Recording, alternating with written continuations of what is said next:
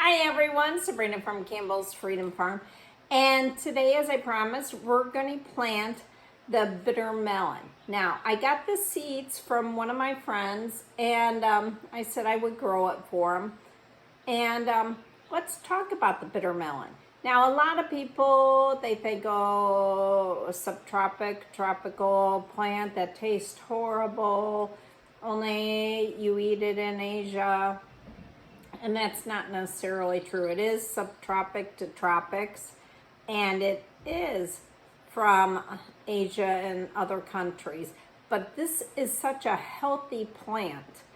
It's actually under research for infectious diseases and maybe possible cures for a lot of stuff. But it's probably because the high vitamin content, it's got iron, high calcium, again for vegans, but these are fun to grow. So what I'm going to do is I'm going to grow them in the greenhouse, that dog run greenhouse which is open, and let it cascade around it. They get tall, and what's fun about this is it's real hard to probably propagate by seed. So it's a really thick shell. So I actually nipped it with clippers and then I soaked them for 24 hours. And this is the result. It worked out well. Now, let's talk about this. Is the melon the only part that you eat? No. Actually, the leaves, when they're younger, are used in curries, stir fries, but also, and hopefully Taylor's listening, it's used for beers. So, in making beer. And we are going to make beer at Campbell's Freedom Farm with all the hops we produce. So, let's go outside and let me show you how we're going to plant it. All right, we're in the dog run greenhouse. And what I'm going to do is I'm going to plant it on two back corners. I don't want them in front because I don't want to shade anything. So basically, remember, I only separate, I don't eliminate. Just pull them apart like this. Now, this is already,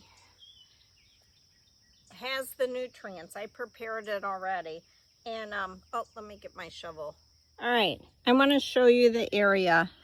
It's along here that I'm basically putting compost or manure, anything that really is nutritious. We want more potassium and phosphorus, so just really work it in. Then I'm going to take my plant and just put it in here, and I'll probably put a stake here, fill it with a little more compost. And then before, I'm going to put some fertilizer that's higher in calcium, phosphorus, and everything in front or on top. And then I'm going to take my mushroom compost. I have it on the other side because I'm putting one on the other corner. And that's it. All right, they're in. Now all I need to do is do like an every other week with a liquid fertilizer with probably medium nitrogen, but the phosphorus and the potassium needs to be kind of high.